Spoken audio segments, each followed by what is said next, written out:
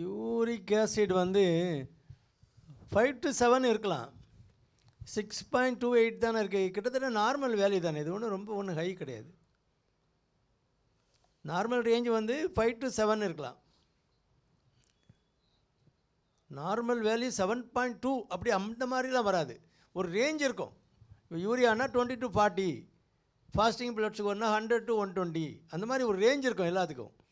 அந்த ரேஞ்சுன்னு பார்த்தீங்கன்னா 5 to 7 normal. உங்கள் ஹஸ்பண்டுடைய வேல்யூ நார்மலில் தான் இருக்குது. அதனால் இதனால் ஒன்றும் ஜாயிண்ட் ப்ராப்ளமோ வலியோ அதனால் இதனால் வராது.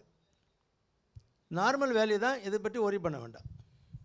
7.2 அப்படியே அந்த 0.2 அப்படியெல்லாம் ஒன்றும் வைக்க முடியாது.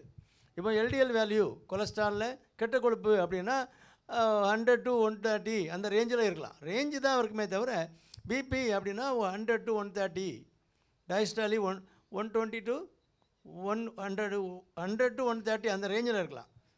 கீழே உள்ள சிஸ்டாலி வந்து 70 to 80, 60 to 80 அப்படி ஒரு ரேஞ்ச் இருக்கும்.